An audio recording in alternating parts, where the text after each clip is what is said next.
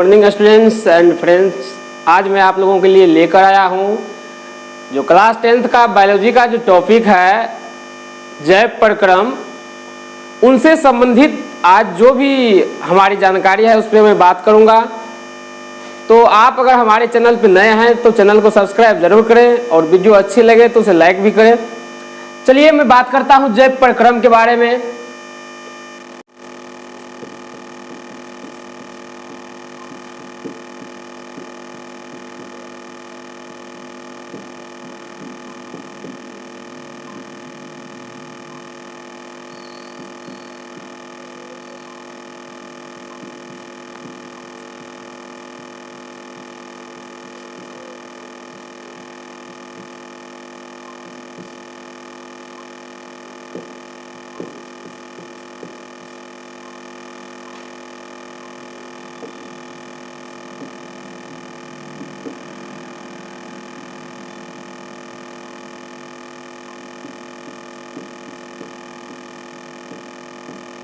वे सारी क्रियाएं जिसमें जीवों का अनुरक्षण होता है उसे जैव प्रक्रम कहते हैं।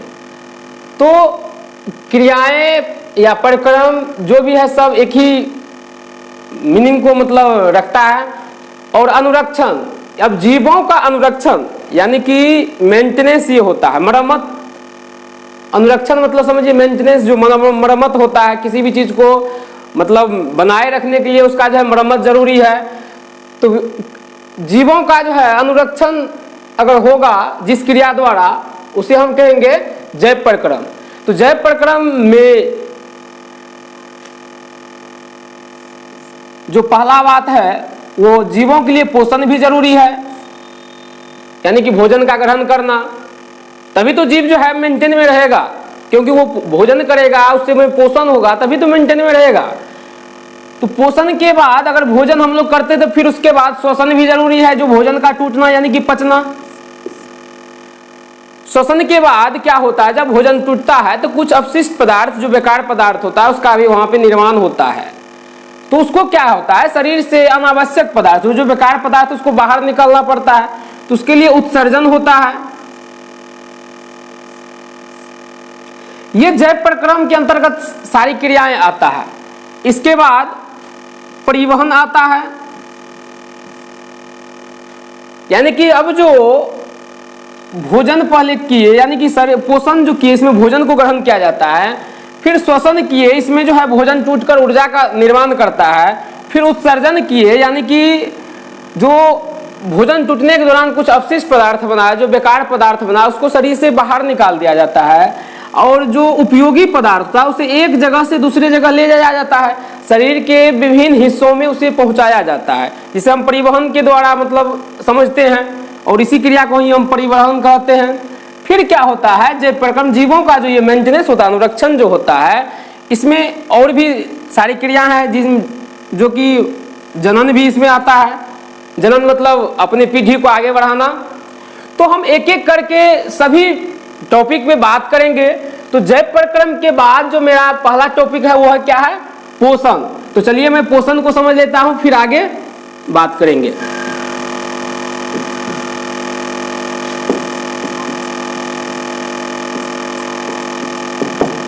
ऐसी क्रियाएं जिसमें जीव भोजन से पोषक तत्वों को ग्रहण कर उसका उपयोग सारी कार्यों को करने में करता है, उसे पोषण कहते हैं। जीव क्या करता है, भोजन करता है, और भोजन के अंदर क्या होता है, हमारे भोजन में जो है वो पोषक तत्व पाए जाते हैं, जो कि शरीर को हर क्रिया, जो भी क्रिया हम करेंगे, बोलेंगे या कहीं चलेंगे, जो भी काम करेंगे, जो भी क्रिया है, ढेर सारी शरीर से रिलेटेड क्रिया है, तो भोजन से पोषक तत्वों को ग्रहण कर उसका उपयोग कहाँ करता है, तो शारीरिक कार्यों को करने में करता है। ऐसी क्रियाएं जिसमें जीव भोजन से पोषक तत्वों को ग्रहण कर उसका उपयोग शारीरिक कार्यों को करने में करता है, उसे पोषण कहते हैं। तो पोषक तत्व क्या होता है, यानी कि हम भोजन अगर करते हैं, भोजन जो करते हैं तो इसमें पोषक तत्व होते हैं। पोषक तत्व मुख्यतः कितने प्रकार के होते हैं, 5 होते हैं। पोषक तत्व 5 होते हैं। पहला होता है कार्बोहाइड्रेट, प्रोटीन, वसा,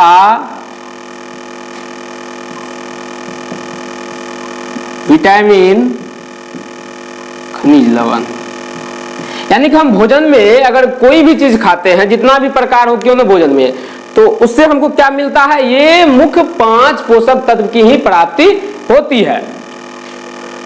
कार्बोहाइड्रेट, प्रोटीन, वसा, विटामिन, खनिज लवण, ये जो है 5 पोषक तत्व हमारे शरीर के लिए बहुत ही जरूरी है। अगर ये पर्याप्त मात्रा में हमें मिलता रहे तो हम लगभग 90% स्वस्थ रहेंगे, यानी कि बीमारी से हम दूर रहेंगे। तो शरीर को बैलेंस करने के लिए, मेंटेन में लाने के लिए पोषक तत्व बहुत जरूरी है। इसके लिए हम बाद में बात करेंगे दूसरे वीडियो में। यहाँ पर पोषण से संबंधित अब बात करेंगे हम।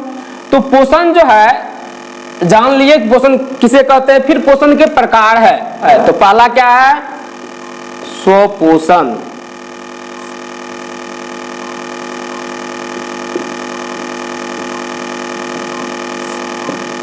और दूसरा है परपोषण। तो बात करते हैं पहला जो है स्वपोषण, उसके बारे में।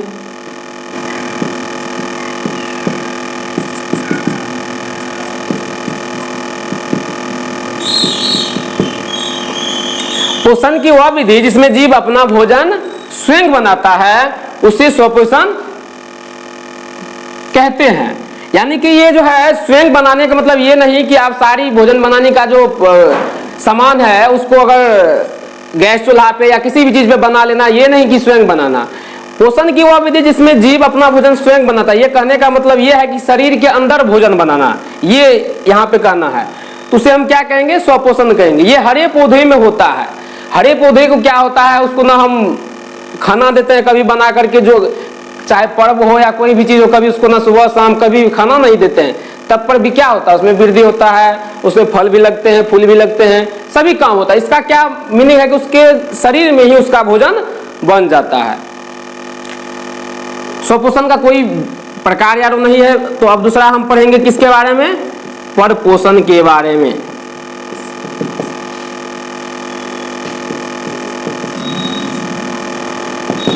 अब है परपोषण। पोषण की वह विधि जिसमें जीव अपना भोजन स्वयं नहीं बनाता है, उसे परपोषण कहते हैं। यानी कि शरीर के अंदर अगर जिस जीव में भोजन नहीं बनेगा और पूछा जाए कि उस जीव में कौन सी पोषण हो रही है, तो हम बोलेंगे परपोषण।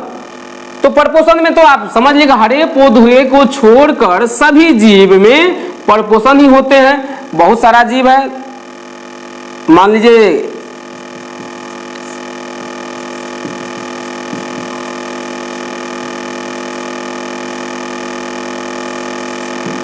कुछ का मैं एग्जाम्पल लिख दिया, ढेर सारा जीव हरे पौधे को छोड़ के जिसमें क्या होता है, परपोषण होता है। तो अब हम पढ़ते हैं परपोषण के प्रकार के बारे में।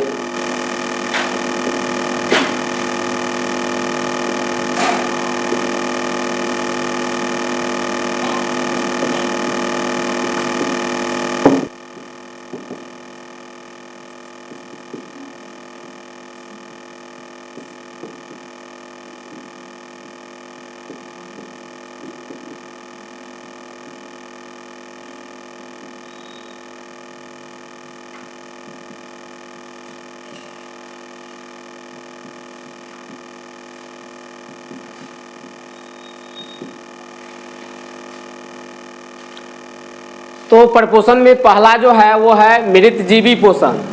तो मृतजीवी पोषण जो है पोषण की वह विधि जिसमें जीव मृत पौधों या जंतुओं से भोजन प्राप्त करता है, उसे मृतजीवी पोषण कहते हैं। अब बहुत सारा ऐसा जीव है जो क्या होता है, मरा चीज को ही खाता है, उससे ही वो भोजन प्राप्त करता है। तो ऐसे जीव में अगर पूछा जाए कि किस प्रकार का पोषण हो रहा है, तो हम कहेंगे मृतजीवी पोषण। यानी कि ये मृत पौधा या जंतुओं से ही भोजन ग्रहण करता है।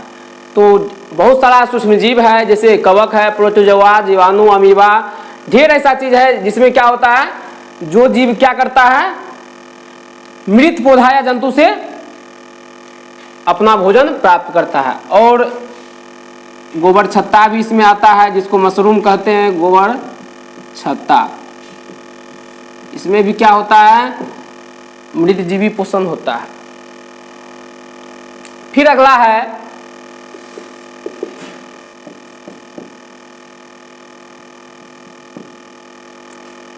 पोषण की वह विधि जिसमें जीव अपना भोजन और आवास दोनों के लिए दूसरे जीवों पर निर्भर रहता है, उसे परजीवी पोषण कहते हैं। बहुत सारा ऐसा जीव है जो अपना आवास स्थल न बना करके दूसरे जीव पे निर्भर रहता है, आवास स्थान के लिए भी और भोजन के लिए भी। तो जैसे कि मैं एग्जांपल में देता हूँ कि जू क्या करता है कि मनुष्य में या और सारा जीव के शरीर में रहकर ही उसका ब्लड से अपना भोजन प्राप्त करता है और शरीर में ही रहता है। अगला है अमरवेल। अमरवेल ये पौधा है जो क्या होता है, दूसरे पौधा पर ही उग करके अपना भोजन ग्रहण करता है और उसी पौधा में रहता भी है।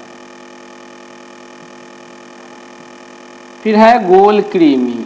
ये कृमि जो है मानव शरीर में या जो भी जंतु मान लीजिए ना, उसमें कृमि कीड़ी जो होता है ये पेट में रहता है।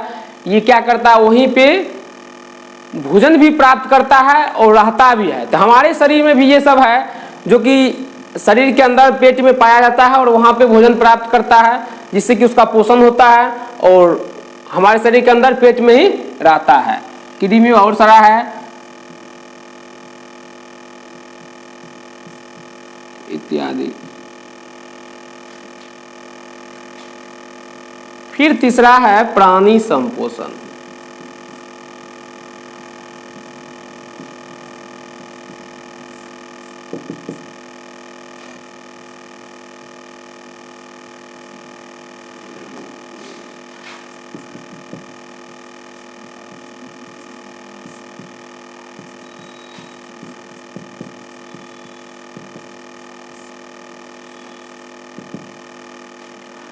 अब है प्राणी संपोषण। पोषण की वह विधि जिसमें जीव अपना भोजन ठोस और तरल के रूप में ग्रहण करता है, उसे प्राणी संपोषण कहते हैं।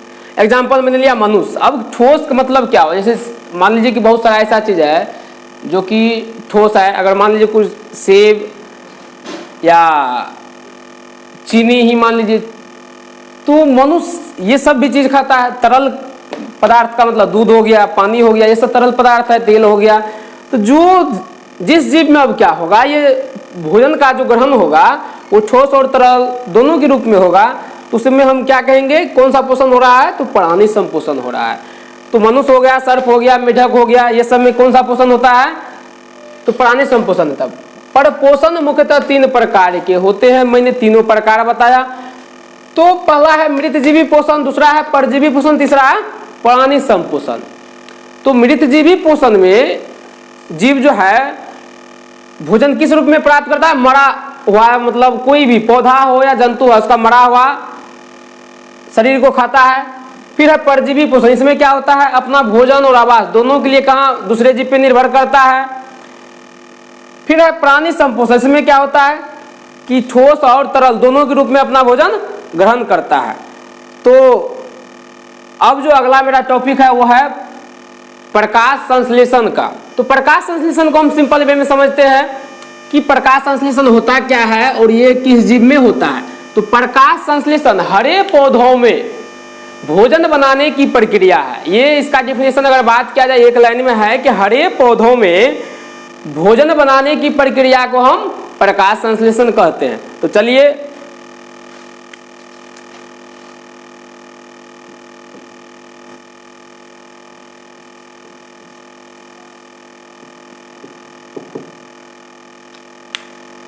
तो हरे पौधों में भोजन बनाने की प्रक्रिया को प्रकाश संश्लेषण कहते हैं, या इसका और तरह से डिफिनेशन है, इसका और तरह से परिभाषा हम लिख सकते हैं।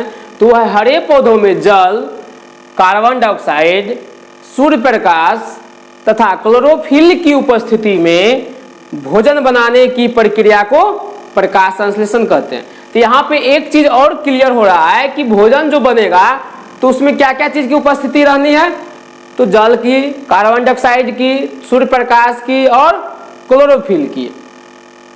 तो मैं लिख सकता हूं कि प्रकाश संश्लेषण के लिए कितने पदार्थ की आवश्यकता होती है, तो ये चारों पदार्थ जो है उसका हम नाम लिख सकते हैं। प्रकाश संश्लेषण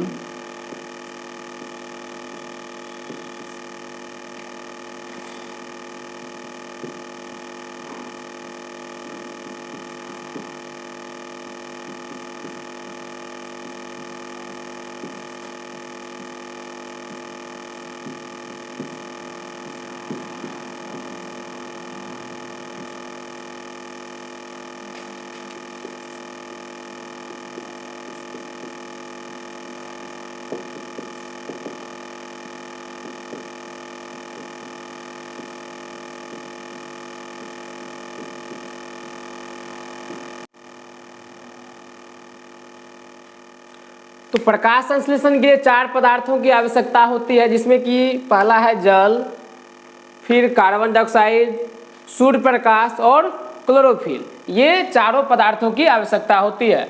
ऑब्जेक्टिव क्वेश्चन में पूछा जाता है कि प्रकाश संश्लेषण के लिए जरूरी है यानी कि आवश्यक है जल, carbon dioxide, Surya Prakash, chlorophyll या इनमें सभी। तो आपको याद रखनी है कि ये 4 चीज हमको जरूरी है प्रकाश संश्लेषण क्रिया के लिए। फिर अगर प्रकाश संश्लेषण के समीकरण के बारे में पूछा जाए तो हम लिखेंगे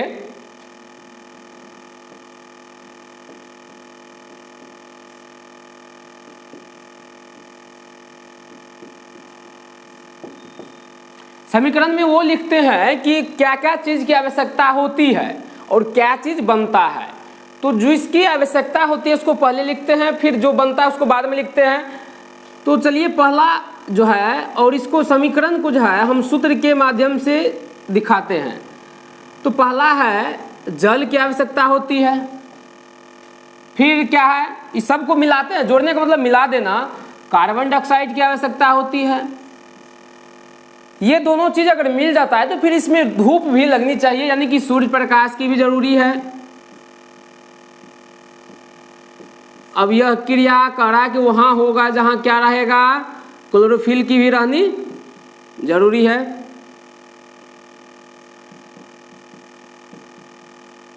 यानी कि जल, कार्बन डाइऑक्साइड मिल गया, फिर इसमें धूप लगना, सूर्य का प्रकाश होनी चाहिए इसके साथ, फिर क्लोरोफिल रहनी चाहिए।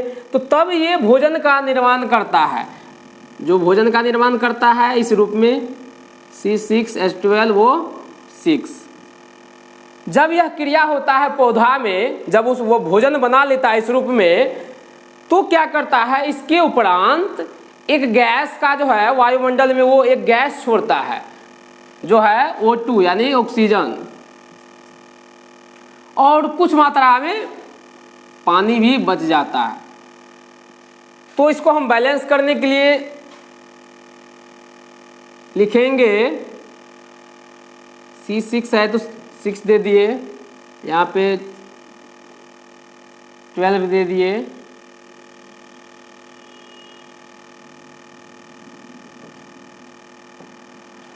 और यहाँ पे 6 दे दिए। तो ये मेरा समीकरण संतुलित है, जो कि केमिस्ट्री में ये कैसे समीकरण को संतुलित किया जाता है बताया जाता है।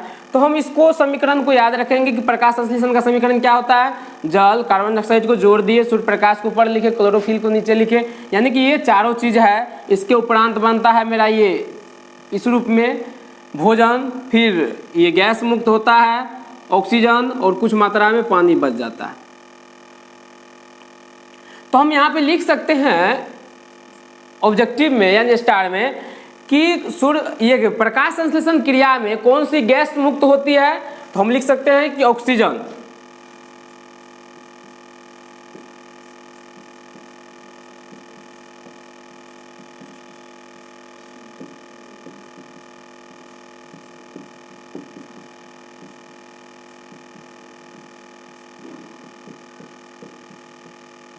O2 मतलब ऑक्सीजन।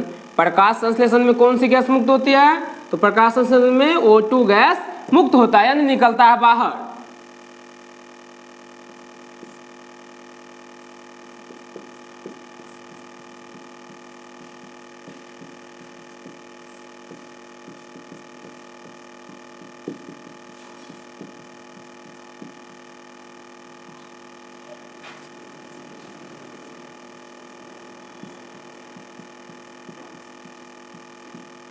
फिर है प्रकाश संश्लेषण में ये O2 गैस जो निकलता है तो कहाँ से निकलता है, तो ये जल जो है, जल जो क्रिया करता है टूटता है तो उससे O2 गैस मुक्त होता है। तो प्रकाश संश्लेषण में O2 गैस मुक्त होता है।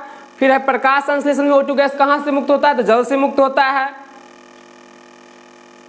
अब ये क्रिया तो पौधा में होता है, तो पौधा के अब किस अंग में होता है, तो पौधा के जिस अंग में प्रकाश संश्लेषण की क्रिया होगी उसे हम कहेंगे प्रकाश संश्लेषी अंग।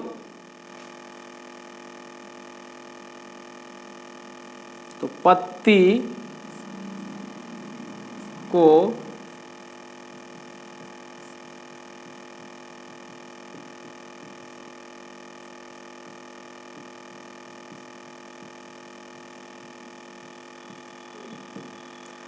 पत्ती को प्रकाश संश्लेषी अंग कहते हैं, यानी कि ये भोजन बनाने वाली अंग है पत्ती।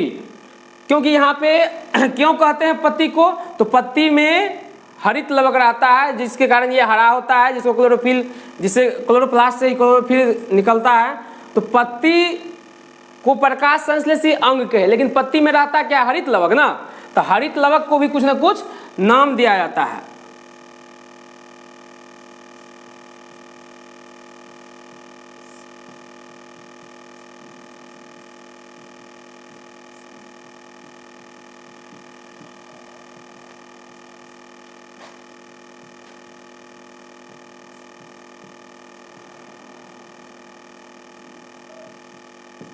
हरित लवक को प्रकाश संश्लेषी अंगक कहते हैं। फिर अगला है, ये प्रकाश संश्लेषण में जो ऊर्जा का निर्माण होता है इसका मेन कारण है सूर्य प्रकाश। सूर्य प्रकाश से बहुत मात्रा में ऊर्जा आता है और इसका जो रूपांतरण किस रूप में होता है, ये देखिए कार्बन, हाइड्रोजन, ऑक्सीजन, ये मिलकर बनाया ग्लूकोज, इसका बहुत सारा रूप है। ये पौधों में स्टार्च है जिसको मंड कहते हैं। तो ये सूर्य से जो ऊर्जा है उसे सौर ऊर्जा कहेंगे, और इस रूप में जो ऊर्जा का परिवर्तन हो इसे रासायनिक ऊर्जा कहेंगे। तो एक क्वेश्चन और है कि प्रकाश संश्लेषण में किस ऊर्जा का परिवर्तन किस ऊर्जा में होता है, तो हम कहेंगे सौर ऊर्जा का परिवर्तन रासायनिक ऊर्जा में होता है।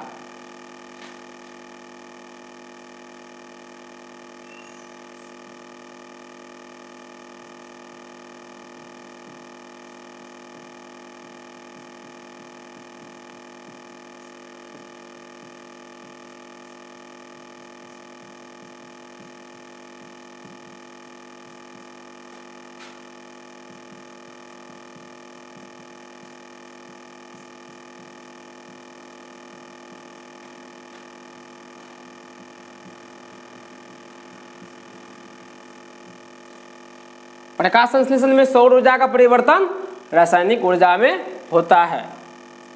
एक चीज मैं यहाँ पे और लिख देता हूँ कि ये पत्ती का रंग जो हरा होता है तो ये किसके कारण होता है, तो यही क्लोरोफिल के कारण पत्ती का रंग हरा होता है। और यह क्लोरोफिल अगर सभी जीव में रहता तो सब जीव क्या करता, अपना शरीर के अंदर ही भोजन का निर्माण कर सकता था। और एक कारण और है कि अगर सभी जीव में ये हरित लवक रहता यानी क्लोरोफिल ये रहता तो सभी जीव का रंग भी कैसा होता, तो हरा होता। क्योंकि पत्ती का रंग हरा किसके कारण होता है, तो यही क्लोरोफिल के कारण होता है।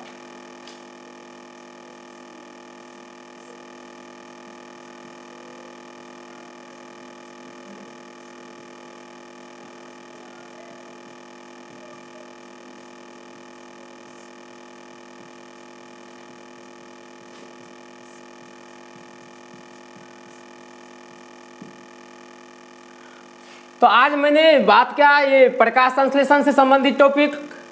फिर मैं अगले वीडियो में बात करूंगा जो इसका जो अगला टॉपिक होगा। तो आप लगातार हमारे चैनल से जुड़े रहे और इसी तरह का वीडियो आप देखते रहे, और अच्छा लगे तो लाइक करें, शेयर भी करें।